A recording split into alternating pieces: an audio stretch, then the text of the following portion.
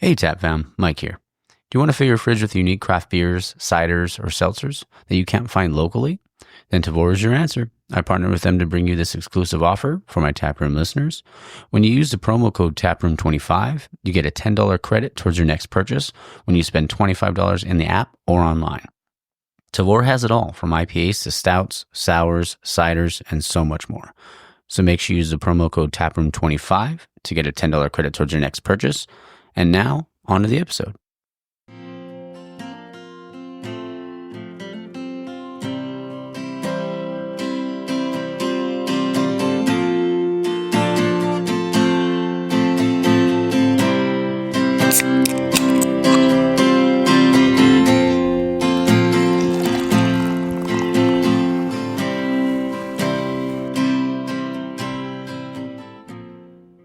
All right, and we're back. This is episode 98 of the Taproom Podcast, and I'm your host, Mike. Oh man, I'm excited for this week's episode. Aurelio and Tania Ramirez from Feathered Serpent Brewery out in Old Town, Puente. Make sure you guys get down there. It's off of First and Main. But man, great people.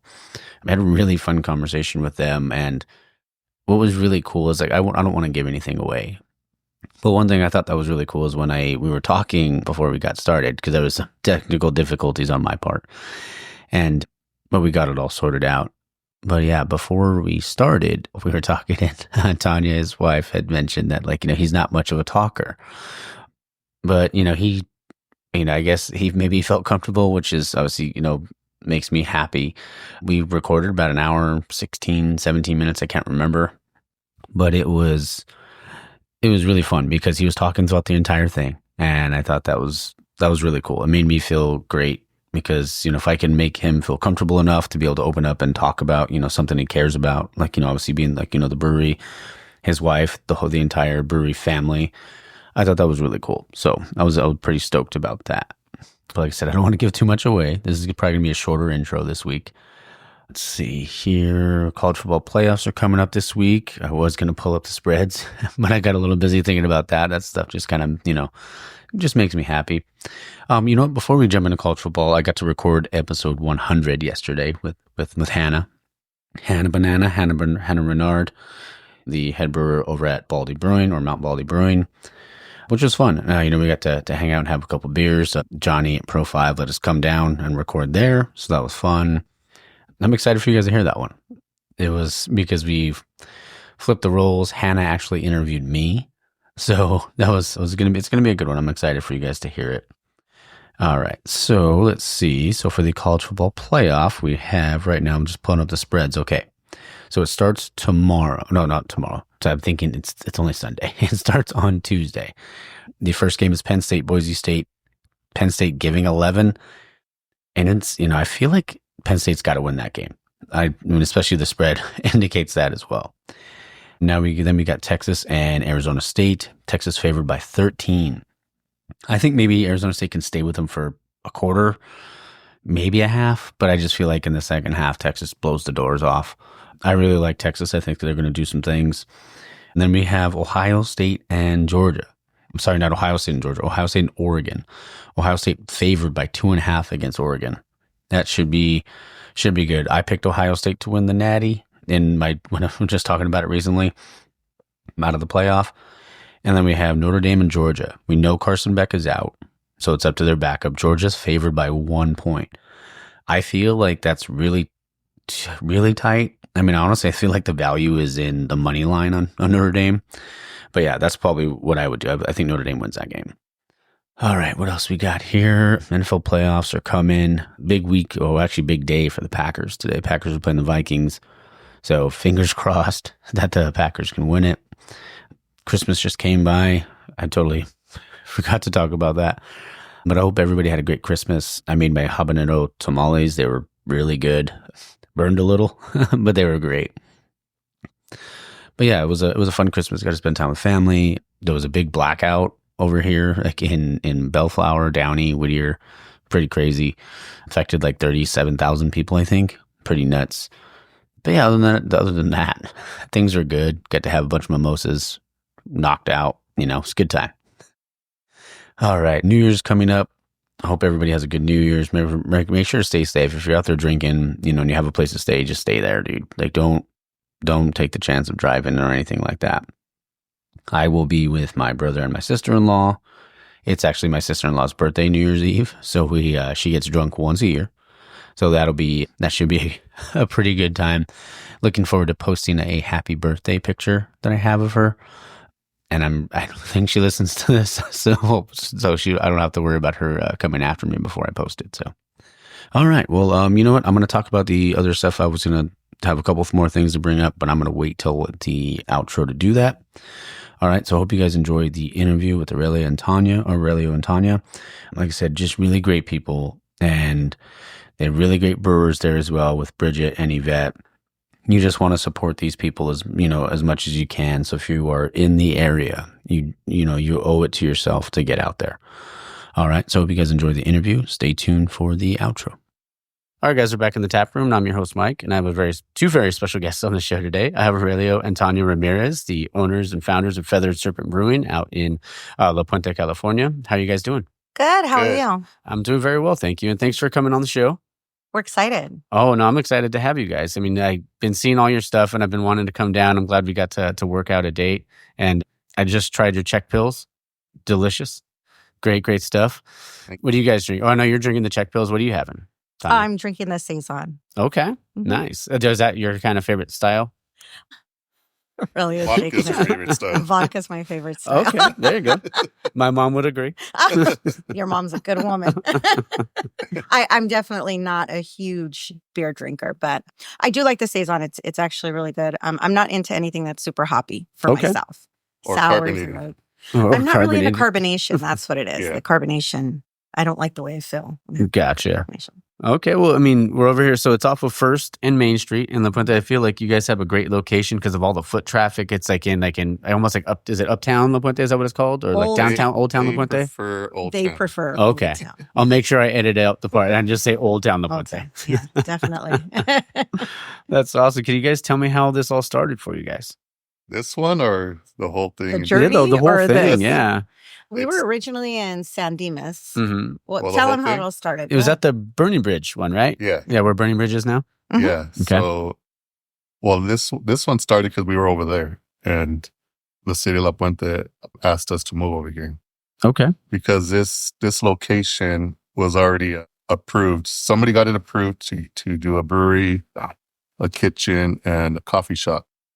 And they never did it. So it got approved by the city and they never did it. So the city really wants to revive this old town. And they emailed us and they said if we want to talk about moving over here or opening another location over here. So They asked us if we wanted to have a second location. Okay. And we I think Aurelio at first was like, yeah, let's do 2. And I'm like, no, we're doing 1. Because we both have full-time jobs. So Yeah. I was like, no, we either sell this and make the move or that's it. That's the option if you want to go over there. And we came and we met with the city, the landlord of the building. We had a meeting set up with them to kind of talk about what they wanted to know. They had already been to our spot, so they already kind of knew what what we were about. okay, concept. Yeah, they knew what our concept was. And so I think when they brought us down here, and it definitely didn't look anything like this. So Aurelio's really good at kind of like pulling everything back and seeing what it can be. Yeah, like the bigger picture. Oh yeah. I was like, there's no way this is so much work. But we did like the opportunity to be more like a storefront. I think. And have a kitchen also. And we eventually wanted to open a kitchen, and that was an option here. Okay. At our other spot, it was too, we were kind of outgrowing that spot, and it just was too, we couldn't have done that there. Yeah, it wasn't a good space for Yeah. kitchen. So then we came here. So it was only approved like for this, like from this side of it. And they showed me like the floor plan of what they did. And I was like, yeah, that doesn't make sense. That's not gonna work out. Yeah. So I said, is this space available next door? And like, yeah, the landlord's like, I own that one too. I go, the only way it's going to work is we get that other space because nothing's going to fit in here. Okay. And So like if people come in here, because I know they can't see what we're talking about right now. Yeah. So people come in here where our main tap room is, it was only approved for the main tap room. And then when you walk like towards where our brewing area is, so if anybody's been here before, they'll know exactly where the brewing area is. Yeah. It wasn't approved for any of that. yeah, it was just this. Like, Yeah, it was just this. But Aurelio's like, if we're going to make the move, it's got to be, we need both. we need both units. spaces. Yeah. Yeah. Okay. So then and then after that, so it was the same tenant in here. So then the landlord, told him, you got to go. So, Time to go. The landlord's been in this city for a long time. He's lived here for a lot of years and he has other businesses in the city. And so, he's like, my kids live here. My grandkids are here. I want to see the city grow, but the city's not going to grow unless you start bringing in businesses that are appetizing to the city. The city's not going to grow staying with just these small little businesses here. They need something else. Yeah. So. Yeah, they want this to be like more. I mean, yeah, there is foot traffic here, but they want more foot traffic and stuff. So they built like these condos over here down. I don't know if you saw them down the street. Oh yeah, they have those condos, and they're down on this corner. They're building more units. So they want everybody like to congregate over here in this downtown. They want it to be like a lively downtown and stuff with more restaurants and bars and stuff like that. Yeah. But you know what, too? I think you need to tell them how this started all together. Yeah. All together? It was a windy day. It was a windy, rainy day in Southern California. It was an accident. It kind of just happened accidentally. So we both have our jobs. I work for the city of LA, and I was there for like 10 years. And it was like, even though like it's a good job, it was just like, I didn't feel like I was using myself to my full. Fulfilled. Yeah, okay. It wasn't fulfilling. I mean, I'm glad where I work. I worked hard to get there, and I appreciate the job and stuff. But I don't know. It was just, I was bored. It was like the same thing every day, and it's like, yeah. And then so that was going on. And then before I started working for the city, I was going to school studying kinesiology. So I took like a lot of science courses and stuff like that. So that always interests me. So I was thinking of going back like to finishing up school and doing something with that, like doing something more rewarding or something like, I don't know, like helping people or something. And so that was going on. And then my buddy was getting into business. Okay. And he was getting into investing, and he was telling me like, oh, we got to invest and do this. And I didn't know nothing about investing or any of that. That was like in my mind too, like, what do we like? And he's telling me that we should use, like, you have, like, he was saying the same thing, like, you have like these gifts that, you're good at. And I did construction for a long time. So I'm really like handy. I know a lot about construction. So he's like, maybe you should do something like that. But I was like, man, I hate construction. He's like, nope. So then one day, it was me, her, and her cousin. We went to some breweries, to some small breweries in the IE, because we live in Upland.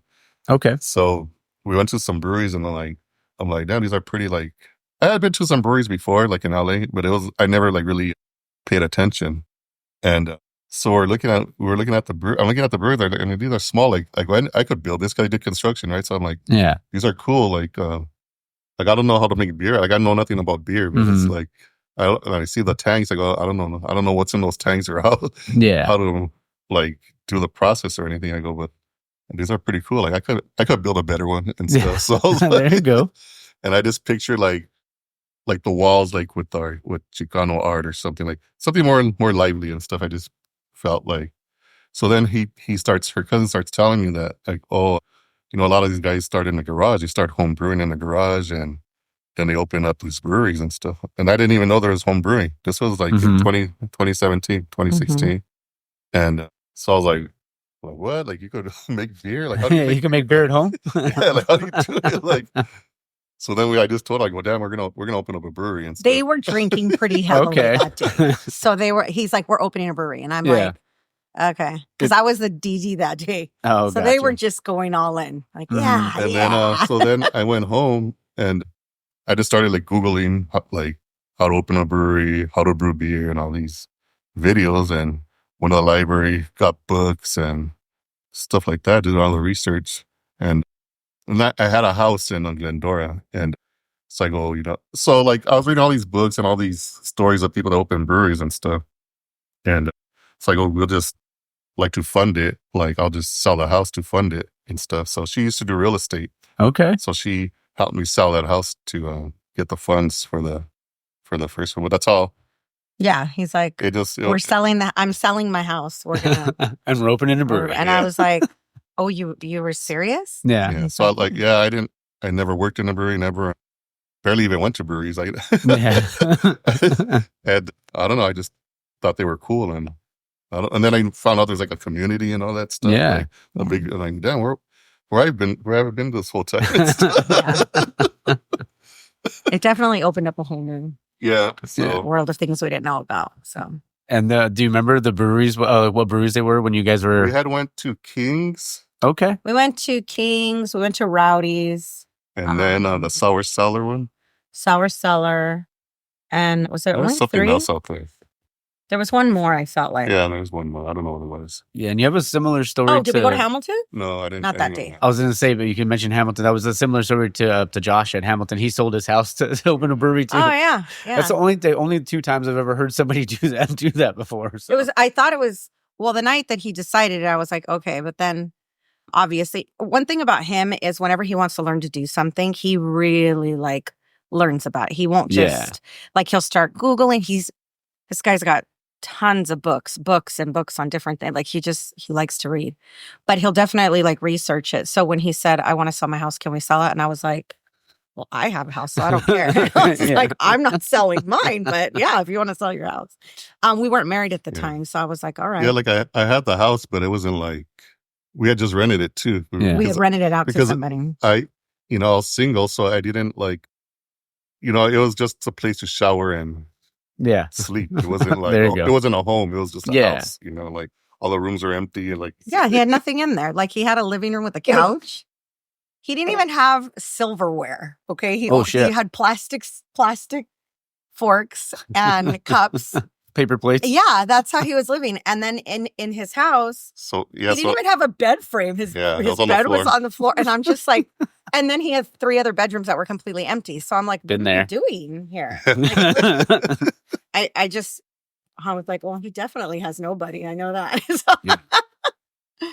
And we had just rented, because I didn't know what I was doing like back then. And then we had rented it to this lady. And I think probably halfway through the lease, we like threw her out and stuff. Like, dang. You gotta go sell the house. Like, whoops. Yeah, that was kind of sad. She was a good runner. Yeah, she was nice. But yeah, definitely. I don't think it was impulsive. I think he definitely thought it through before we did it. Yeah. But we kind of just, what we did was, we started looking for a location.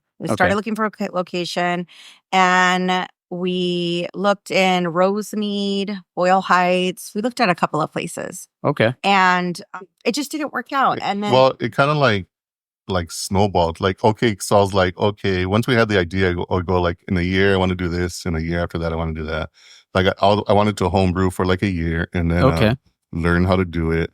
And then I go, then next year we'll start looking after I got some homebrews under my belt. And then, so then we met with her cousin, who was like her other cousin. He's an entrepreneur, and he's like, "Oh, you need to start writing stuff down. If you don't write things down, they're never going to happen." So we were having dinner. We wrote it on a coaster or a napkin or something. We wrote the date on it. And like 3 months after, we had a location and stuff. Like, wow. He's like, "You need to get a location, and you need to just do it." And we were like nervous, of course, because obviously. Because to apply with ABC, you have to have a lease. You have to be able to show them that you have a lease somewhere. So we knew the process was going to take some time. And we were like, okay, we're going to start paying rent on something that we're obviously not going to be having any return on. And so my cousin's like, that's the only way you're going to move. Mm-hmm. You're not going to, you will not do it if you keep saying, well, I'm going to wait till this is right. Or I'm going to wait till that's right. I'm going to wait till He's like, it's never going to be the right time. Yeah. So just do it. And we were kind of like, And so my cousin goes, let's write it down right now. We're going to write it down today. Yeah. And so we did. And 3 months later, we had San Dimas, we had the spot. But we were looking, we couldn't find a place. And then finally, that was like the last place. Yeah. He's like, Okay. if this doesn't happen, then it's not our time right if we now. don't get this spot, we're not going put it on to the back anymore. burner and Put it on the look back burner. somewhere else. Mhm. And we ended Well, up getting yeah. that spot. They were open to it. High Point wasn't there yet because High Point's in San Dimas too. Yeah. High Point They were wasn't. there. They were Well, they weren't open yet. They Yeah, were they weren't still open in. yet. They were still in planning. And San Dimas had told us that they were welcome to the idea. High Point was still in the planning stages. They said that there was another location, another spot there. Okay. But they weren't open yet. And so they said, we used to turn breweries away. Yeah. Now we want them and nobody's coming. And so we ended up going through the planning commission and going through all that, and they approved it. So then we started construction over there, and we opened. Fun fact: we opened July 27th over there, 2019. and we opened July 27th here 5 years later. Yeah, Wow. Yeah, same exactly date. to the same day. That's awesome. Yeah, it was That's cool. pretty cool. But we opened in July of 2019, and then 7 months later, COVID happened. Wow. So we had to Yeah. close. Well, we didn't close. We were doing to go just like everybody else, just Yeah. to go beers. But there was a lot of nights of lying in bed and Aurelio's all, let's just sell it. And I'm like, no, we're not selling. We're not selling. We're going to stick it out.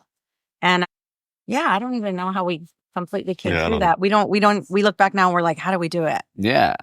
But we came through that, and then we reopened, and I don't know, we did really good. That's really cool of you to be like, nope, we're not throwing Yeah. this dream down the toilet. We're going to stick it out. And that's, If you asked me today, though, I might have a different answer. Now that I'm a little bit older, Yeah. a little more tired.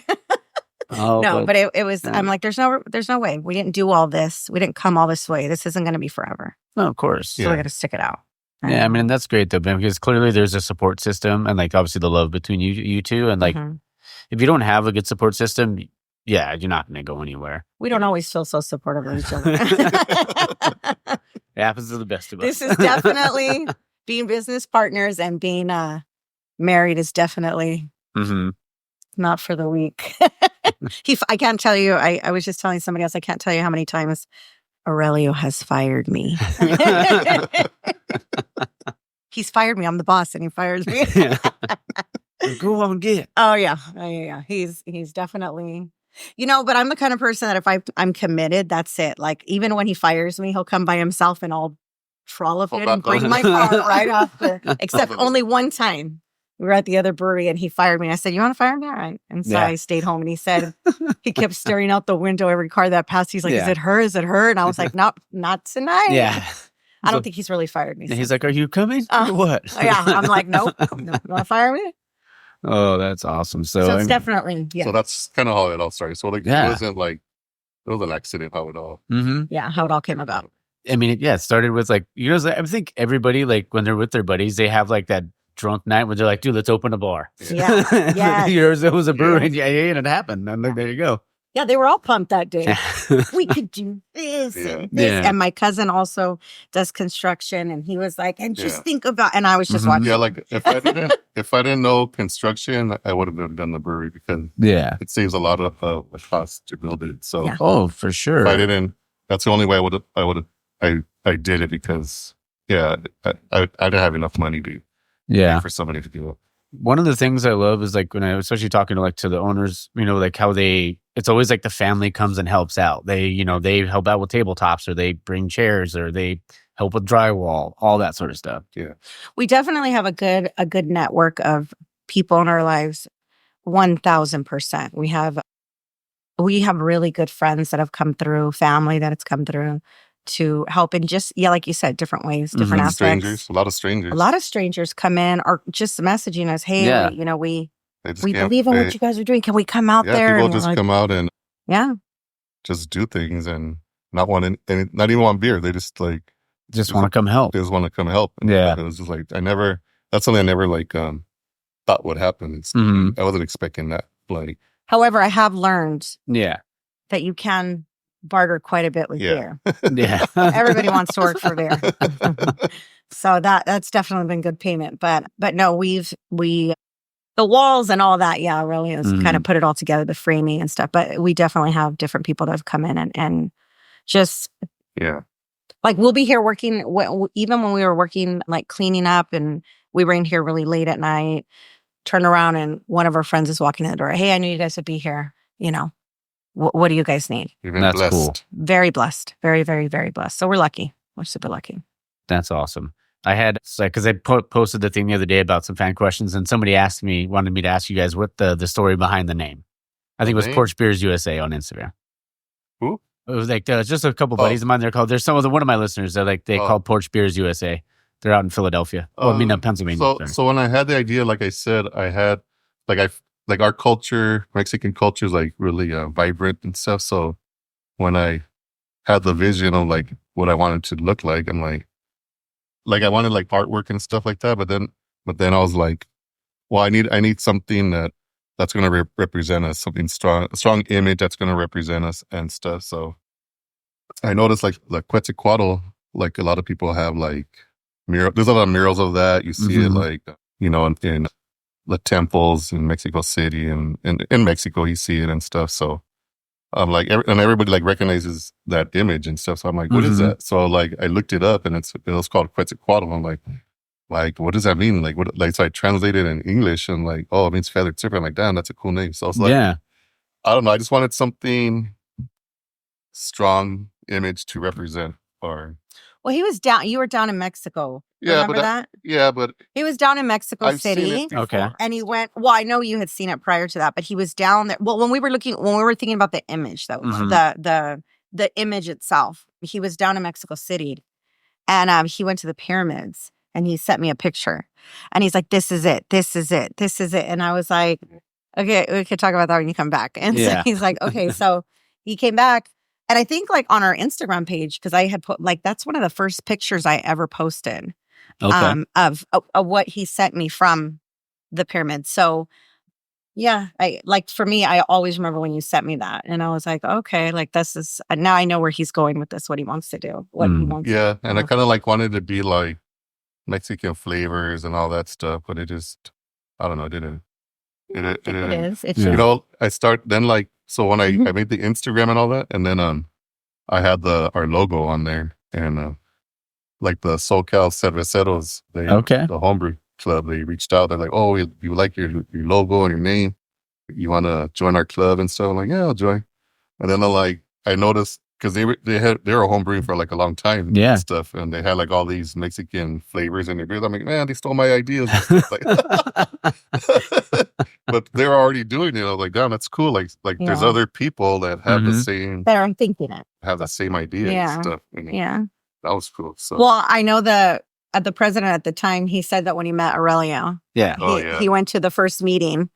And he told him, he goes, because he had joined because he thought maybe I'll find somebody who could brew. My thing, so I had like a vision, like, okay, like I didn't know that Latinos were like the minority in brewing in the industry. Yeah. I didn't know all that. I just, like I said, I know nothing about it, but so they were telling me all this stuff. But so my vision was like, I wanted like the Mexican brewer and all this stuff, and like all the Mexican days, and how would be cool, like all Mexican staff, and like it was just. But I didn't know like we were like the minority. It was just something that I had, like I thought of. So when I went to their meeting, they already know how to brew. So I'm like, okay, I could get one of these guys to be the brewers. Yeah, that's what I wanted. Like, but it didn't work out. So, but he said, he's like, yeah. When I met Aurelio, he was like, oh, I'm here. I'm opening a brewery, and the guy's like, okay, yeah. He didn't believe him. He didn't believe him. I think you were the first one. Like, you were the first one from the club that opened a brewery. Yeah, the first one. Yeah. And he was like, oh my God, you really, you did it. Yeah. That's awesome. Yeah. So it was good. It's been all good pulls. It's been bumpy sometimes, but it's definitely been good. I feel like learning experience. Yes, definitely. Mm-hmm. And we've met a lot of good people. So. Yeah. The community is great. Oh yeah.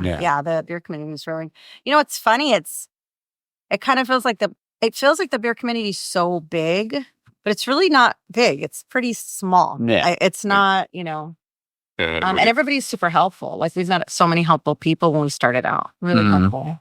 Yeah. Everybody seems like to know everybody or something like that. Yeah. You always know somebody that knows somebody. Oh yeah, I know that. Or know what's going on with that brewery. Yeah. And how did you, like, they talk to me like, how do you know about that? Yeah. Yeah, we think we have some inside scoop. And then we hear people out here talking about it. We're like, oh, guess it's not that inside. Everybody's talking to cheese man.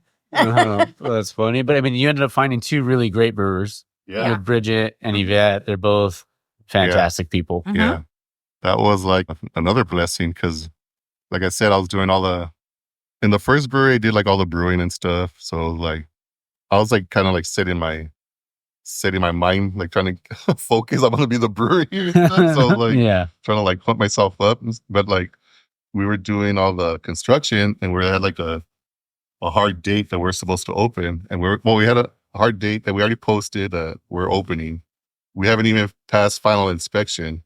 We haven't even finished the construction here. And I was just had beer in the tank. I was going back and forth doing the brewing, and then I'll do some construction, do some brewing. Well, okay, so and it was the middle of summer. So this is when I say I really love him. I really love each other, dude. So the same way we did this one, we did the other one. So we kept talking about, okay, we're going to open this month. We're going to open this month. We're going to open this month. And I'm like, we're not going to open because he keeps pushing it back. So I'm like, you know what? We're going to open this date. And we had agreed on a date. We're like, okay, let's open in July. We're like, okay, we're going to do it. And then I said, okay, I'm going to post it. And he's like, I don't know if that's a good idea. I don't know if that's a good idea. And I said, well, you know what? I'm going to do it. Too late. And so, yeah, I posted it. And he was like, why did you do that? And I said, why did I do what? And I go, because we're going to open that day. And he's like, oh my God, what am I going to do? That's how that all went. And he was like, he's like, I can't, had already brewed beer, but he's like, I don't want to contaminate the beer. So I don't want to be doing construction and there's dust all over and then there's beer. Yeah. We had everything taped up and he's like, I can't do it. And Yvette, honestly, she was a godsend. So we already had like people that applied and people that we already were going to hire. We had the front of house already. So it was already kind of established. Yeah. So we got like a resume from Yvette. And Tanya's all like, oh, this girl wants to, apply as a beer tender. But I was like, we already got beer tenders. Well, but I looked at her resume and I looked at what she wrote, like her. She had a lot of brewing experience. Yeah. And she was telling me, okay, well, bring her in then. So and at that time I was just like, we're interviewing her, and I was like, okay, let's just hurry up so I could just show her the brewery so she could start brewing that shit. Started same day. Next day. She started the next day. She walked out of here, and we were here with all of our front of house people because we actually we have a great staff for the front. So we had that nailed down, and so they were here training that day. So they were in a training class, and she had just left. Okay, and Aurelio was like, are you gonna message her? Are you gonna message? And I'm like, dude, like, ask her if she wants to brew. He's like, ask her if she wants to. And I'm like, would you wait a minute? Because we had another guy coming in later. Okay. Who is also with us. He actually is in. He's like he does all the cellarman. Oh, the cellarman. Okay. Oh, Steven. Steven.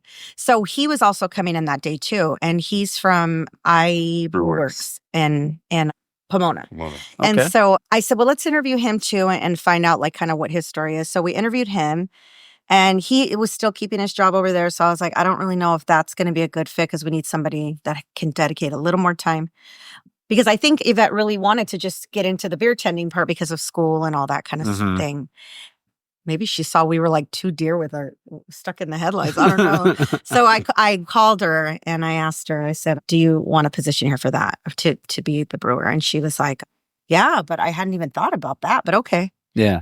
And he's a really hard nut to crack. Like it takes him a long time to trust somebody. And he's very good at like just being really quiet and fishing things out. Like he's really good about that. So she came in and she worked with him.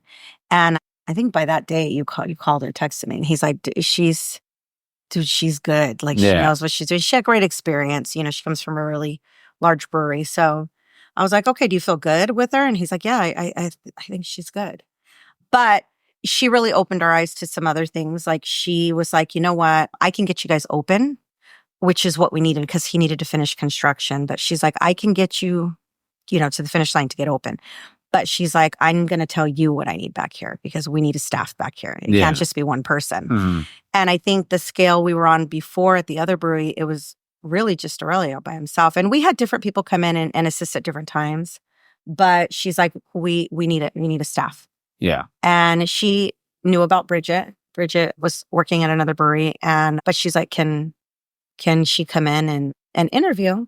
And I already had Steven in the back of my mind because he knows how to do different types of things. He just graduated. He lives in Lafuente. He lives close by. He graduated with his degree in microbiology. So he's like that kind of stuff with like the yeast and all that. Technical guy. Yeah, he's very technical. So I had him in the back of my head. And so, yeah, we brought Bridget on and too. We interviewed with her. We had a really good energy from both Bridget and Yvette. And the fact that they knew each other, I think really helped because they work well together. So that whole team in the back, honest to God, them all together, they're really, really good. Yvette is really smart. She's sharp. She's super sharp. And I'm so grateful for them. I love them. Yeah, and they're both like such like just sweethearts. They're such great people. They're good. And anything like even when she was at Unsung before, like I would go and try to support them and or Mike over there and stuff like that. But just a craft beer community when you can find those the different kind of people like that truly care about the product, and it's not just like, oh, I'm just going here to do my job. They want it like you said. She said like, I need a team back here. Yeah. And she put together a family, right? Yeah. And you guys put together an entire family, even with the beer tenders and all that sort of stuff. So that's awesome. Yeah, she definitely. We were like a team. He came home. He's like, we need a team. But he's like, you got me. He had to let go of that a little bit because that's the thing. When we started doing this, he was off work for a while to get this done.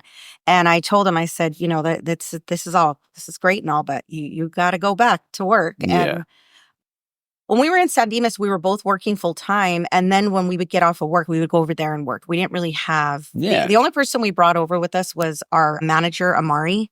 He handles the front of the tap room. He manages everybody up here. He came with us from San Dimas. But really, we had a few different people in and out at different times. But for the most part, me and him were the ones working. Okay. And I told him, can't do that again. I know I can't do it again. I can't. And I said, I know you can't do it again because you have a wife now, and so you need to come home. I said, back then you didn't, but I said, but we have a house that we got to take care of together. Plus, he works far. He he drives a lot, and so I told him, we need to make sure we need to have good people in our corner. So we've been really lucky. Yeah. I think we've been very, very lucky with everybody. Blessed. We've been very blessed. We just came from church, so. Oh, there you go. That's why he's very blessed today. Oh, yeah. We're blessed every day, but we are really, really blessed. That's true. Oh, that's great. And it seems like you guys have put together like one hell of a place over here already. And like, I never got to go to it when it was over in San Dimas, but I'm glad I get to be here now. It seems like the beer's great. Yeah, thank you. Gonna have to try. I'm gonna try West Coast if that's all right. Yeah, bet. We're out of the West. Oh, we do have a IP. Even better. Hoppy Pub? Even better. Yeah. Oh, another is Jesus Juice Homebrewing on Instagram wanted me to ask you too about if you guys would ever think about distributing it in the IE, like or any type of distribution out there. We do have just put a beer yesterday at the Pacific Wine Merchant. Okay. In Upland. In downtown Upland. So nice. We have like a West Coast style. It's kind of like a... No, it's not a West Coast. It's kind of like a hop pilsner. Yeah. Kind of beer. But we have been talking about distribution. But there's one keg over there so far. Yeah. But that is something that this year, I think everything was kind of a whirlwind since we've opened. We've been really busy. And so him and I were today, as a matter of fact, I don't know if it's going to happen today, maybe tomorrow, but today we're actually going to get a calendar for next year and sit down and just plan like what we're doing. And distribution is definitely something that's on our mind. Yeah. And it's like trying not to do things too fast. Like of course. It's like one thing at a time. Like let's get, the first thing was like, get all the taps full and stuff. Yeah. It's a slow build process. And then, and now it's like, okay, what beers are moving and which ones are not moving, and which we're going to keep brewing and stuff like that. So just like little things and then dialing it in, trying to dial it in and stuff like that before we. Thank you. I mean, we want to like I already have like somebody working on a beer label, like a generic beer label for us. We could start like canning some beers here, like to go. Okay, but I kind of want to not do that. I want to do it. Like for Christmas time, I know people are going to want some beers for Christmas and stuff. Yeah. But I kind of want to do it like with a caddy line and stuff. I don't want to just do it to Yeah, because it doesn't last as long and stuff. Well, if you ever need a label guy or anything like that, my brother does all that stuff. That's good to know. Yeah. Okay, cool.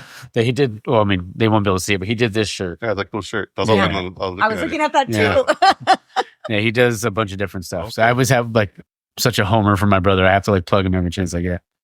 Yeah, so it's just like one step at a time. I think that's what we did. Like we did at the other brewery, and it was like, okay, we're just tripping over ourselves, just trying to do everything at once. Well, I think that's another reason when we talked about opening this one, we were like, I told him, I said, look, if you want to grow, because that's what I want. Yeah, when we were first talking about it, somehow you're going to be bigger than the guys on the freeway because remember, oh yeah, Miller course. Miller's was on the freeway. I used to always tell him that, but I said when we're in the thick of it, we can't see anything because we're working, and so there's no time to think about anything else. But if we have a good team there, then we can pull back completely, and we can kind of start. Like, okay, what's next? Like, yeah, we want to get into distribution and the kitchen's going to be open. Like, there's a lot of different things, we want to do, but you can't really see it when you're stuck in the middle of it. Well, like when you're in the weeds, you got to get out. Yeah. So I think that's, like we have ideas of what we want to come up for the next year the years to come. Yeah. But we can't do it if we're over here in we're starting to pull back a little bit more. Yeah. And like let things run it. Just run it. Let everybody else run it. And, yeah. Sometimes you have to step back to be able to even just see the bigger picture. Yeah. It's definitely hard when you're in it. You're too tired. We would drive home and he'd be all, well, let's talk about, I'm all, no, we're not talking about that. Let's just go. She's like, no brewery talk on the way home. We should tell them about we're regulars at what was that? Corky's. Oh. So there's this bar that we used to go to. It's called Limericks, right? Okay. That was like our whole. That's where we used to go have our nightcaps and stuff. It was down the street from our house. So when the brewery opened in San Dimas, we stopped going because they closed the kitchen late and the bar closed like at 11 or something like that. So we would leave the brewery like around 10 or 11, and we're hungry. So we're like, okay, we can't go over there because sometimes it was like midnight. Like Corky's was. So we'd get off the freeway and Corky's was open, and Corky's is like a breakfast place. A breakfast place. Okay. Yeah.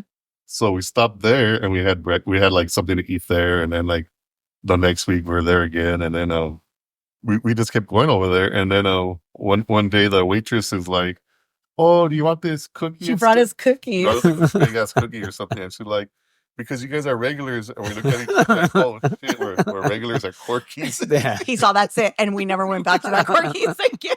Did you guys have a usual? You know what? It was getting there. And that's why I'm like, we're not old, but we're older. And so like, we're very much creatures of habit. So once we find something, of course, I get it. We're like, oh, this is comfortable. And it was literally right off the freeway. So I'm like, oh, it's easy. It's open. Yeah.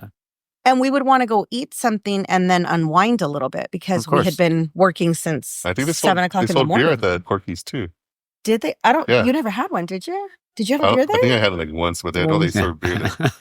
I don't even. I don't. It's been a long time. We stopped going. So. Yeah, because you guys are in Upland now, right? Yeah. You said? Do you guys ever go to Bomb Diggity? Yeah. Oh yeah. That's down the street. They used to go to that place because my buddy lives there, so I would periodically go there to see my goddaughter and see him, and then we'd go to Bomb Diggity. Good they beer. Have really good. Yeah. They have good beer. They have good food. Everything's good there. So yeah, they're right around the corner from our house, not far from us. Oh yeah. But no. After that, we were like, okay, we need we're to never just go going home. there again. Oh no. This is fantastic, by the way. Oh, thank you. And I want to talk because it's like a huge, like hoppy, like floral punch, like right out on the nose, and it drinks so well. Oh, thank you. That's great. For like, if you were to say, like, I know, like, I've already had 2 of the beers; they're really good. If you had to pick one to be like, this beer is the like most represents Feathered Serpent, what do you think it would be? Probably the blonde. The blonde. Yeah, that's like our top seller. So we renamed it after the city, so we call it the Bridgetown. La Puente means bridge, so and then the nickname for over here is Bridgetown. So we named it after the city. Didn't know that. So we could have something for the locals, like something that represents the city. Yeah, something for them. Yeah, definitely something for them. And then like our Ambers is good. Like that's the same beer that it was really popular when we were in San Dimas, so it's still popular here and stuff. So that's awesome. No, but I grew up, not grew up, but I used to live not far from here. I was over in Walnut, off of Nogales. And like we would always kind of try to look for like breweries. And so anytime a new brewery opened, but it was like back then, I think that was like in 2008, 2009, there was like nothing I felt like around here. You had to go to San Diego or go to like other little small places, but little hole in the walls. But when you found that kind of beer, like was there one for you that like you like, oh man, this is what beer could be kind of thing? Not really. Like, Oh, your favorite brewery over there? where? In San Diego? No. Where? Where's your favorite brewery? Oh, I like to go to 10 Mile. Okay. Yeah, 10 Mile's good. Yeah, I like the space. And I just like, because we like to go to the beach. Every time we want to unwind, we go to the beach. Okay. So I found that one. And so we usually stop there every time we go to the beach or whatever and stuff. So it came back to me. I was going to ask about the blonde. That's what it was. We were talking about the blonde because that's like an introductory beer, I feel, for a lot of people. Yeah. Like when you get them in, like a lot of times they worry about the IPA and stuff like that. But if you give them a blonde, it may open up other avenues for them to kind of start their craft beer journey or adventure, I guess. Yeah. Yeah. And like we had like our Mexican lager here, and then that was really popular. But it's like, okay, like the blonde is popular, and like it's like they're neck and neck. They're neck and neck, and it's like, which one do I keep? And I think to me the blonde tastes better. It's so it's like that people are asking for the lager, the Mexican lager, but it's like, I don't know if I want to bring it back. Like I do, but I don't. It's like, I don't know. So I think it sold just as much as the blonde. Yeah. So that's why, like neck and you neck said, and stuff. yeah. Yeah, and plus then you're doing that with the name for the city, which is really cool. Yeah. I think that's what a lot of people like. Yeah. They definitely want something to represent their city. Even like when we first made our shirts, we never had the name, we never had San Dimas on any of our shirts either. Yeah. We just never did that. It was just, our logo and our name. But a lot of people from the city reached out to me and said, you need to put La Puente. We want people to know, where That's you cool. are. So we know it's super important to Yeah, them. like the thing about La Puente, like there's like a lot of pride in this city with a lot of people that are generations. Yeah, here. they're very like deeply rooted. Yeah, deeply rooted here.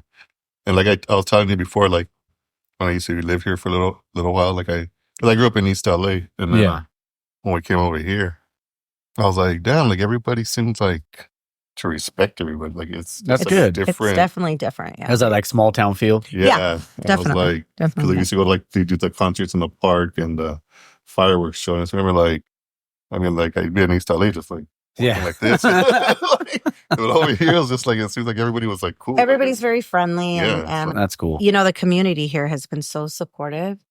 And we want people to have somewhere to go to unwind. I think that was our thing. Because we had, everybody has their little watering hole that they're used to going to, like their little spot. Yeah. And so we're like, we want people to feel like when they walk in, like, I want them to feel like this is my house. This is my house. Yeah, 100%. And I want them to feel warm when they walk in. I don't want them to feel like, I always want to make sure, our employees treat everybody right. Even like every time I'm in here and I'm helping somebody move tables or something, like a customer will come in, they'll be like, do you work here? And I'm like, yeah. And then they're like, what do you do here? Yeah.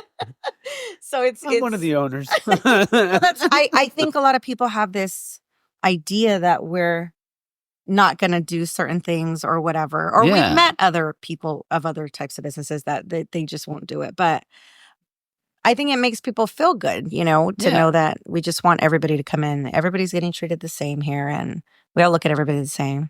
Mm-hmm. So everybody's just been really good. Everybody's so nice, so friendly when they come in. So friendly. So it's been good. We haven't had, I think, and then I think people have this idea when we, like other cities, when we were like, oh, we're in La Puente, they're like, oh, how is it over there? And I'm like, I don't know, it's good. Like, we're like, what are they talking about? We haven't had any issues or anything. It's been good. Yeah. It's been really good. So we've been really lucky here. That's good. Lucky. Yeah. It's definitely a different feel. San Dimas wasn't bad. But I also think the location of where we're at in comparison to where the location there, because I feel like you're right, like you said about the foot traffic and stuff. Like more people see us, we run into more people. You would kind of have to look for us in San Dimas. Yeah, because it's not like the traditional like industrial park kind of thing. Exactly. So I think that has helped us a lot too. So that's been good. Yeah, that was like a lot of a lot of things people say, well, it's hard to find your spot over there. It's like dark. Well, and we were really limited by the city on what we could put to light up. Yeah, we couldn't put like a light up sign outside. We couldn't do any of that. So it's like, how do people find us? Or like trying to I used to park my truck on the street. Yeah. And then I had a big old cardboard and I spray painted brewery with an arrow. Yeah. Everybody would come there. All, that's how we found you. Yeah. Get a sign out there. We're like, oh, okay, good. At least it's working. So it's just definitely different. But it's been good. Yeah, it wasn't bad. It wasn't bad in sending. It was just different. Yeah. But I think it's really cool though, like how cities now are like really welcoming to breweries. Where like if you were to go back like 10 years ago, they'd be like, no, like they get out of here. Yeah. Well, and I think the perception, even when we came here, like one of the inspectors. Oh man. Yeah.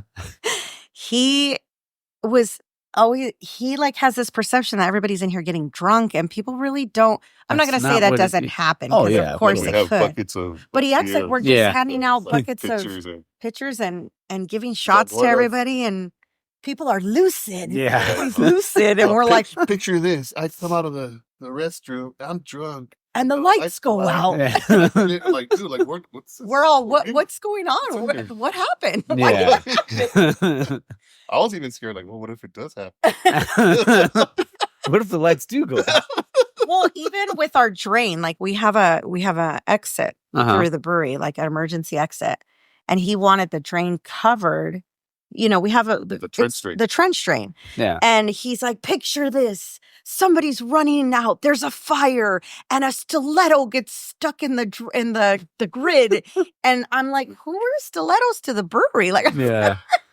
Sounds like that guy took his job a little too seriously. It definitely, but after we laughed and joked about it, but then it's like, everything does fall on him if something goes wrong. So we're like, okay, we understand he's trying to be careful. But I don't think his perception of what goes on at most breweries, I think he has a different idea of what's happening here. Yeah, and I felt like cities felt that way for a long time because they were just like, they assume everybody's just going to come in here, just get sloshed. And it's like, dude, that's not the case. Everybody was going to be lucid. Yeah, you have families here. People bring their dogs and stuff like that. It's not that kind of thing. Yeah. Like, I hit 3 breweries like yesterday and I was just fine. Yeah. Yeah. My dog drove me home. I'm just kidding. No, we have a lot of people come in here with their kids and stuff. And it's definitely not, people aren't in here getting smashed. Now, there's people that come in a little bit smashed. Oh, yeah. Because they've been out all day. If somebody's doing like a brewery tour on a bus, I don't want to be the 8th stop. I want to be the first stop. There you go. But no, it definitely hasn't been. It hasn't. We haven't experienced anything like that. So yeah. Yeah, you know what I was going to ask you guys too about like obviously being in La Puente. Now I was going to say like LA County, but like incorporating like, I think we feel like we've kind of touched on it a little bit, but the local culture, whether it's like the Chicano artwork or anything like that, or like the Bridgetown, the name of the beer, I just feel like that's really cool when you can incorporate stuff like that into a brewery, because then, like you said, with the community, it makes makes them feel a little like, oh, this is our brewery.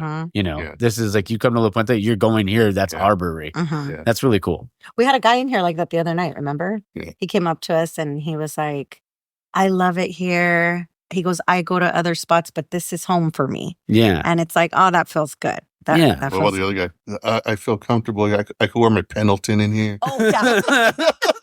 He's all, "I think you should have a Pendleton night." I said, maybe we will. We just might do that. He goes, "It just feels just for good you." here." So, we awesome. definitely, we get feedback like that. It feels really good when we get feedback like that, for sure. And like, even whether it was the first location or this location, like, what was it like?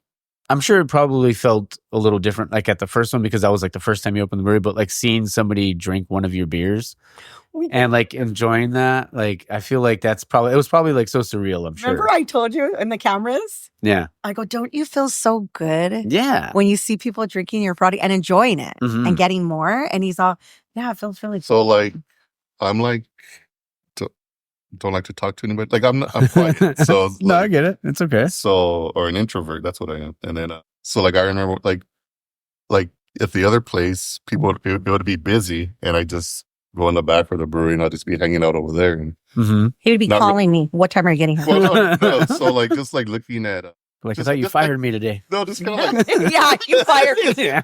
I'm not coming. Just kind of like hiding back there, like let the people enjoy the brewery. I don't need to be over there. Yeah. And then so some guy came and he came to talk to me when I was in the back. And he's like, look at that. He's like, look what you did this. He's like, I just met him. He's all like, look at everybody's having a good time. Like, yeah. He's all like, you should be like proud of yourself and all this stuff. He's all like, dude, like, he's all like, thank you. Like, yeah. And he's like, look, everybody's like having a good time. And I never like really paid attention to it until that one, like, oh yeah, like they are. Like, I guess I did. We did. Now he'll be all, look at everybody. They're smiling. Everybody's happy. Yeah. So we get the occasional arguers, but a couple might get into it a little bit. Was like before, like at the beginning, it was like, oh, like, I would just like look, like, are they gonna like the beer? Like, that's. But like that was the first time. It's more like, are they gonna like it? Not, oh, they're actually enjoy. I guess you look at the negative and stuff like. Well, and he's his own worst critic. I think everybody. Oh yeah. So like, if he tastes something that he doesn't like, it'll sit with him and it'll bother him. And I'm like, don't, our amber, and we were just talking about this last night. Our amber, that was we went to a beer event before we opened in San Ynez. Okay. And the amber was one of the beers we took. And he's like, I don't want to take that beer. We're not taking it. I don't like it. It's gross. We're not. And I'm like, what are you talking about? And I tasted it. It tasted fine. And he's like, no, I don't want to take that beer. I don't want to take the beer. So we get to the event. I said, we're taking it. And that's it. So he said, okay. So we put the amber and we put a blonde on tap. And so people were coming up and he's like, oh, taste the blonde. So I go, get away. You are not allowed to stand up here and you're not allowed to talk to anybody today. So I pushed him to the back and I told her, okay, we got an amber and we got a blonde. And so dude, we tapped out of our amber. Yeah. And I told him, I go, that's the beer. You were like, no. That ended up being our flagship beer over there. Okay. Because everybody would come in for it. And I told him, can you imagine if I would have let you stand there and steer everybody away that day? But it's because there was maybe there was just like a certain flavor in it that maybe he didn't like or whatever. But it just ended up being a big hit. And I'm like, look sometimes you got to push stuff out there and see what happens. Yeah. So I think that's something we're learning too. Yeah, just like you said, I'm my worst critic and stuff. Yeah. But you do an amazing job. I don't know why you're so hard on yourself. Yeah. But it's that brewer's mentality, though. I feel like it's never good enough. Yeah, it's never good enough. Yeah. And honestly, that's why I love talking to people. Well, because I've never brewed. Well, no, like did one home brew. That's it. But I was like, talking to brewers, it's like they can have an award-winning beer and they're like, no, I mean, it's good. But it's still like there's something that they can change about it or that they want to change about it to make it even better. Yeah. And I think that's, Yvette brews good beer, but I'm sure she's probably a critic to herself. We could have maybe done this or could have, and so I can see that. I can see how people would get like that. But I'm just like. I was listening to this other podcast and they're interviewing a brewer and stuff. And he's like, like I've been trying to make this beer like for years, like one beer that he had at a different brewery. Yeah. Because I've been trying to like, replicate it and I can't get it. And I'm so close and stuff. And the guy that interviewed him, they're like, don't you think somebody came to your brewery, had your beer and had like a great experience? And like, like, did you ever think about that? He's all like, oh, I never thought of that. And they're trying to find your beer somewhere. Like trying to find that flavor somewhere. Like, oh, for sure. We don't think about that stuff. Like, yeah. Experience. And that's one of the things I've been trying to push like so much on the show is like the hashtag find your beer. Like get out there. Get out there and try one. Like you get out because sometimes people like they'll go to a brewery with their friends and they're maybe not beer drinkers, but then they try something and that's like, oh, wait a second. This is this. And then maybe they venture out. They'll start with the blonde or they'll start with the seltzer. But then you build that trust with the brewery and they want to keep going back. And then maybe they're like, oh, go on another brewery adventure somewhere else to try to go and do different things. I love that. No, they're so sweet. He's hard on himself sometimes. I bet. Yeah. He I tell everybody that he is one of the hardest working people that I know. So he is hard on himself sometimes. And I think he's too hard on himself sometimes. And he can be a little easier with himself because he works really hard. You work really hard. All of this is because of you. Yeah. It's fantastic. You have great beer. Without me, but I'm just saying. No, I'm just kidding. She's like, even though you fired me like 12 times. He fires me, but he keeps rehiring. Yeah. I won't fire you this week. Oh, thank you. He's all, what needs the payroll needs to be done? I'm not firing you. This whole He's thing, all, but after that, you're on thin ice. this whole thing is a group effort. Like, Yeah. you can't. I don't know. You can't do it all by yourself. I think that's like the one thing. Like when we're in San Luis, I try to do everything. You know, you try to have control of everything you can. Of course, yeah. You gotta let people help. Well, I think too, in the beginning, he felt like he had to do it alone. And then we would get into these arguments and I'm like, dude, I'm in the dirt with you. What are you doing? Like we're in the trenches. We're in the trenches together. Yeah. I'm like, and it took him a while, but then he's like, you know what? You're right. I'm like, when you're up worrying, I'm up worrying. Yeah. When you're up looking for a solution, I'm up looking for a solution. We're like 5 years older now, and it's like, well, we can't. Now we really can't. There's no way. There's no way we could run this place without every single person that works for us. Yeah. Is a huge piece to help this run. Everybody that works for us. The back end, the front end, we need everybody that we have, and they all do a really good job.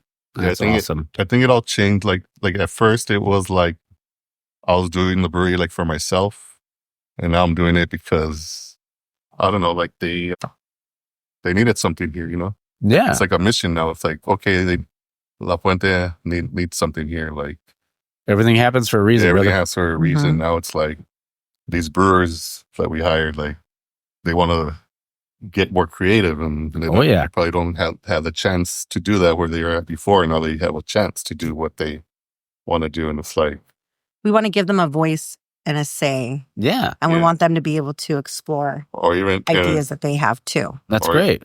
Yeah, and it's like I don't know. It's not money. Like it's our brewery, but it's not our brewery. It's like everybody's brewery. It's a family's brewery. Yeah, it's the we community. Definitely take. We listen. To the community. We listen to our employees, and we're not just like, oh, it's our way or the highway. Yeah. Hey, but man, it's good. It's a good way to like, to think, because there's, sometimes people out there, they get so set in their ways that they don't want to experiment. Maybe they're not going to breweries every weekend or trying different things. So these other people that you have working for you can be like going to those places and finding different things to be like, I had this beer. We got to try to make something like that. Yeah. Yeah. Yeah. He's definitely very open to that. Yeah, we're open to it. So that's been good. That's great. Yeah. Do you over in San Dimas, do you remember because was that the first time you started like brewing at that size scale? Yeah. Do you remember your worst brew day? The first one. Oh, that was bad. What happened? So I didn't know anything. So we had the equipment, and we had like a new system. It was a 5-barrel system. It was new, and like I said, people came and helped us. So yeah, one of my friends I met through the brew club, George. He had his little, his home brew club was Roscoe. So he would come and help me like do construction here and there and stuff. So he's like, hey, and when you do your first beer, like, let me come in and brew with you. I'm like, okay. So he's like, but I get out of work at 5. So we're not going to do it like until the night, right? So it's like, okay. So he comes in at night, and we start to brew, and like, we're like, okay, it's like, don't you think we should clean this thing? Like, how do we clean it? So we just like filled it with hot water. We turned it on, let it boil. We just threw the water out. Like, okay, I think that's good enough. Oh Lord, I can't even believe he's saying so then we do that, and then we start brewing, and then it's like 10 o'clock. Oh, Solorio brought you pizza. Solorio, Raul Solorio from Solorio Brewing in Rancho. Yeah, him and his Jennifer, wife. They came, and they brought us pizza and stuff. And it was like 10:30 when they got there. That's awesome. Yeah. So then now it's 12 o'clock, and Jordan's like, oh, I got to go home. I got to go to work tomorrow. So like from the brewing part, like to when it's done, like boiling and all that, like from that to chill it and put it in the fermenter, like I didn't know how to do that. Like I don't know what to do. So he left. I'm just standing around by myself, like, damn, like how does this thing work? Like, how does the heat exchanger work? Yeah. So we transferred it to the fermenter, and it was still like I think honestly, it was still like at 100 degrees. Oh, so wow. I was like, I can't pitch the yeast. So then, so I start I start recirculating it in the fermenter, and it starts cooling down. Like, yeah, it's cooling down. Like, and Like, I don't know how this beer's gonna turn out. But there's like, so yeah, it still wasn't cold enough. So I go, you know what? I'll pitch the yeast in the morning. I'll let it cool down in the tank and I'll pitch the yeast in the morning. And then, It was like 4:00 in the morning. so I'm looking around and it's like, by the end of the night, there's like more beer on the floor than there is in the tank and everything, like just squeegeing everything up and like cleaning up as much as I could. And I didn't get home till like 4 a.m. Like, Dang. Wow. I came I probably slept like 2 hours or something. I came and I went in the morning and I pitched the yeast and that was the amber. That was the amber. That was the amber. Wow. And it was like almost like 8%. Oh, shit. Yeah, it was really strong. But it sold out on the grand opening. Like everybody drank it. There you go. Like, Kick the keg. Yeah. That's why I'm like, that's the one that But he yeah. didn't want anybody to, and I'm like, you're crazy. Yeah. Yeah, but I was just like stumped. I'm like, how does this, like, how do you, like, which way does it go? Definitely when he first started brewing, it used to take like a 12-hour day for him. Yeah. It's not Oh, yeah, and then I cut it down. yeah. That's awesome. It's definitely less. Is that And growth? then Yvette and Bridget get back there, and I'm Yeah. like thinking, man, are they going to take 12 hours? And nope. Done. They start and you get in here and they're done. And I'm like, oh. Yeah. Even when Yvette came over here, we're still trying to figure out this one because the heat exchanger was in Yeah, that's true. it had our brew house had like more parts too. We're trying to figure out like what's gonna work, what's not gonna work and stuff. And even here too, like if I didn't get the temperature down, I think we're getting it down to like 90 or 80 degrees. Yeah.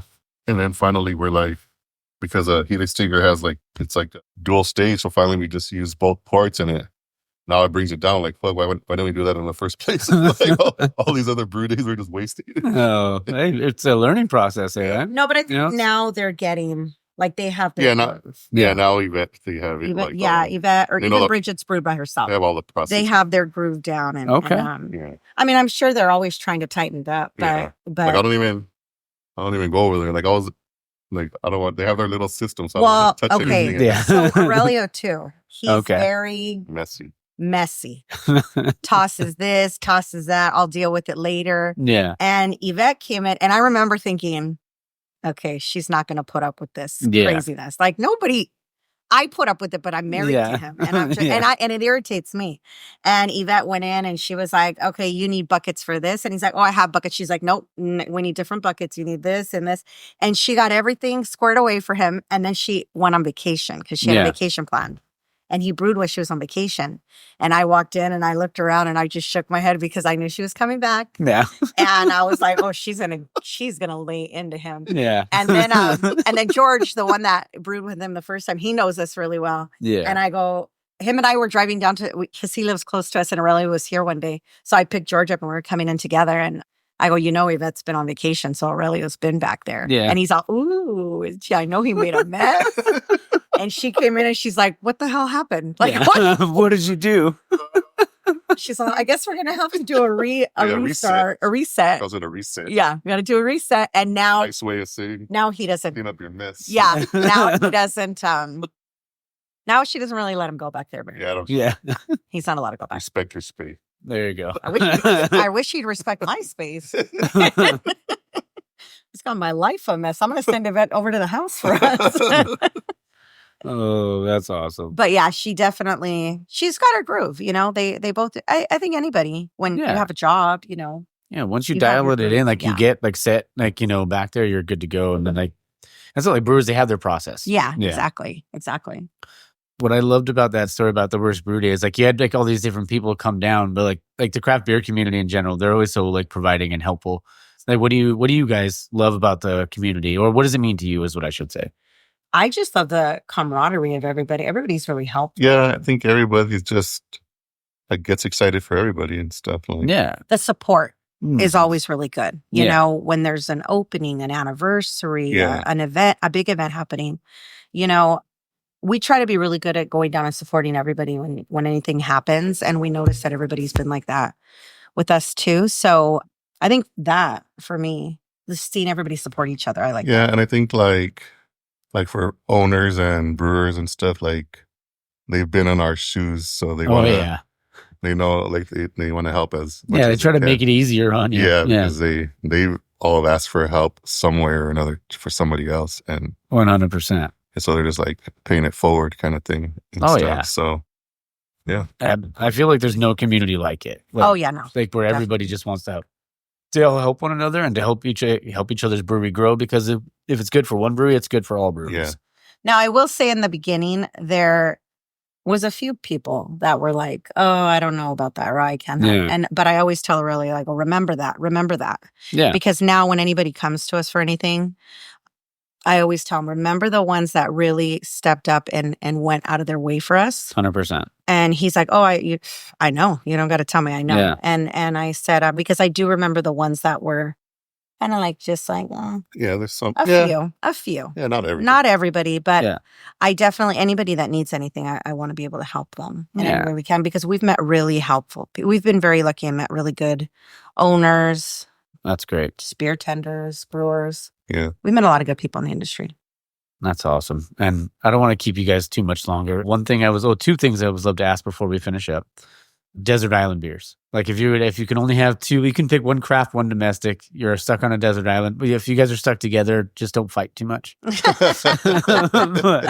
if you guys each had to pick a couple beers, what would you guys have?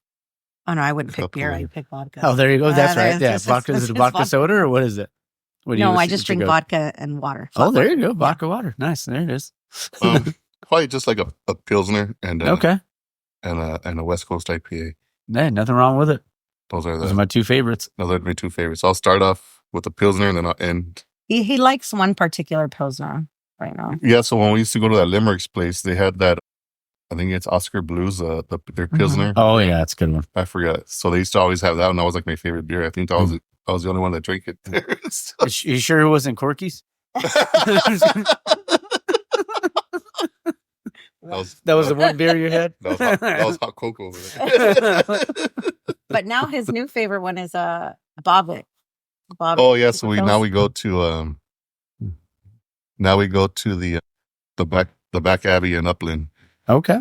Mhm. and they have like a Belgian Pilsner. And that's all I drink over there. Oh, nice. So So that would be your desert island? Desert Island. It's always good. And last one, because you guys, so is the kitchen already open here? No, Or when's that coming?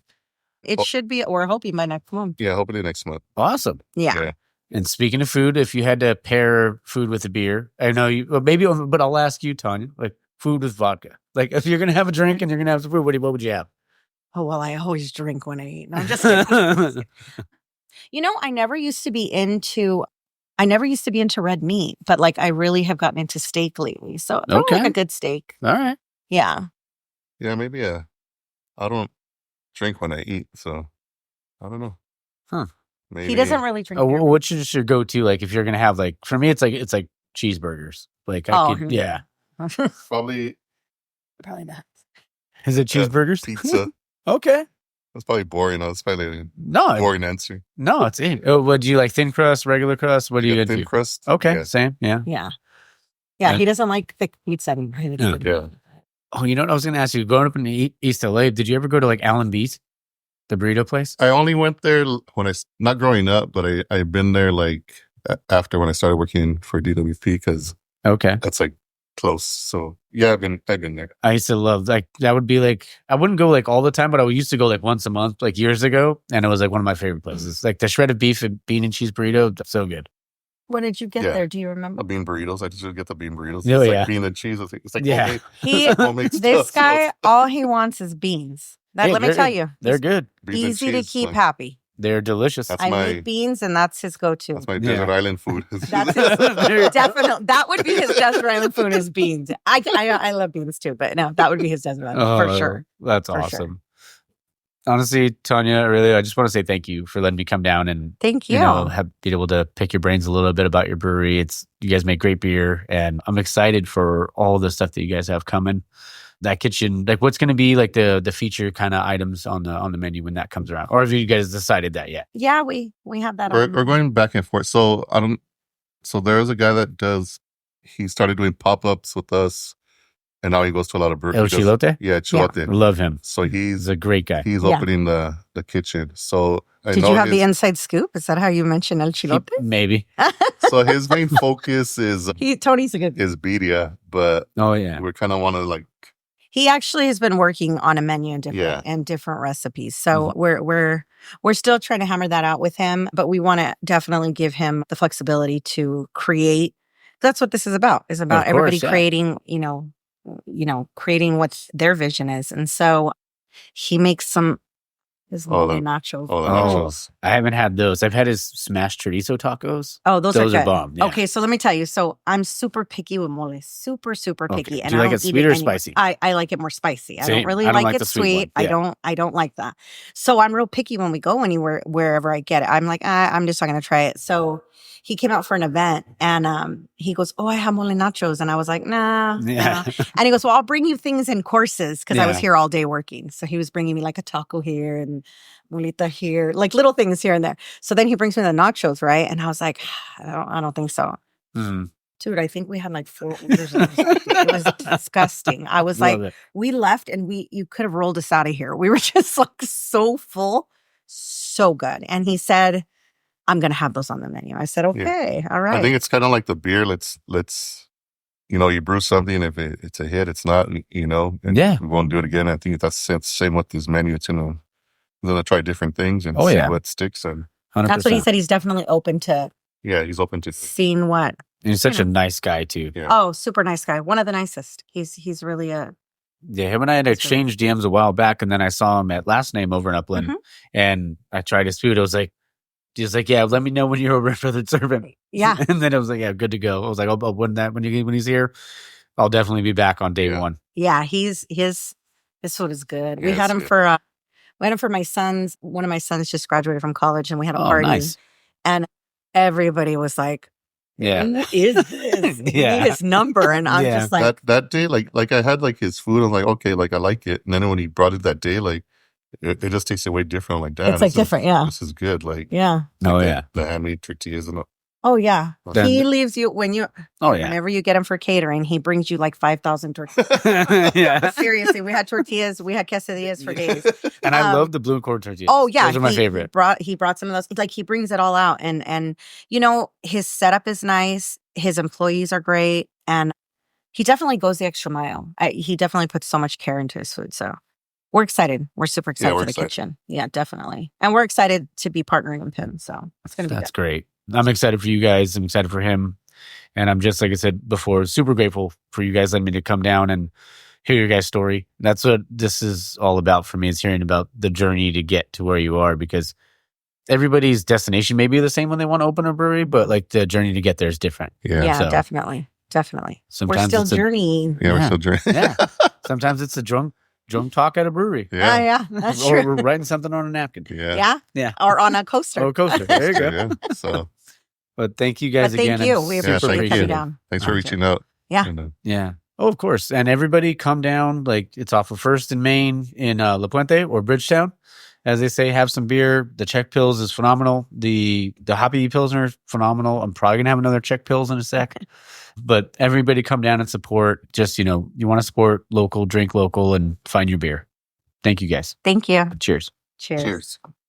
My name is Beck, and my favorite Feathered Serpent beer is the Saison Cruzando el Puente. It was released for our Dia de los Muertos, and it has marigold flower infused into the beer. All right, guys.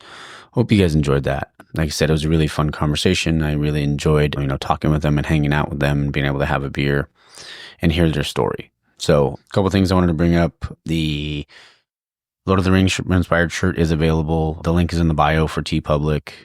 Also, you can check out my brother's shop, WildRileySupply.com. I do want to do, so I'm thinking once a quarter, I am going to do a giveaway for a shirt. I haven't figured out how I'm going to do that yet. I was kind of thinking like episode trivia for the show. So like I'll think of something from from a past episode and put it in the thing. And whoever gets it right first will end up, whoever puts the right answer in the questions thing will get a shirt. So some upcoming guests. I'm actually going to go record with Garrett over at Ambitious Ales in about an hour and 40 minutes. So I'm excited to go hang out and do that. They make great beer, so that should be really fun. Super stoked.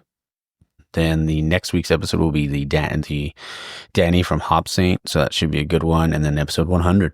Man, time fucking flies, man. It's crazy how quick it goes.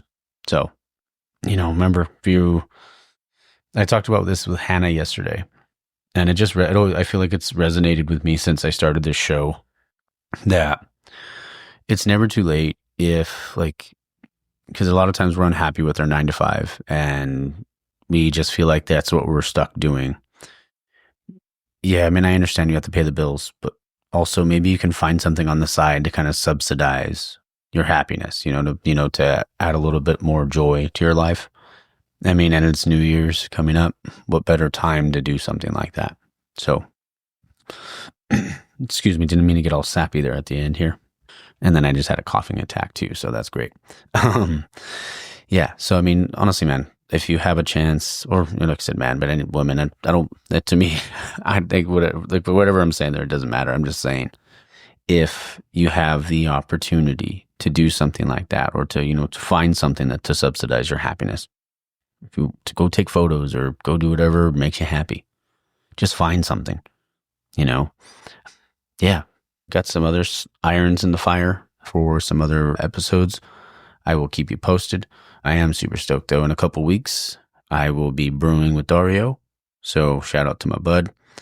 Oh, and also, I don't do this very often, but it does help if anyone listening could.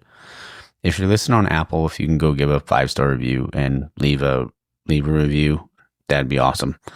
If you're on Spotify, if you listen to an episode, all you'd have to do is just rate the show 5 stars. That would be great. It does help it get to more people by doing that. And that's why, honestly, I want to keep doing this just so I can reach more people and I can motivate them, hopefully, to want to do something else, or maybe start homebrewing, or just do something that they've been thinking about. Maybe they've been on the fence about. That's all I want. So if you guys could, I know I get it. Life's busy. Life can suck sometimes. So I totally understand. But yeah, just figured I'd throw that out there. All right. Well, hope everyone has a great Sunday. I think I will, with the recording, and then also at the Packer game, hopefully. All right. Go Pack, go. All right. Well, don't forget to get out there and support local, drink local, and find your beer.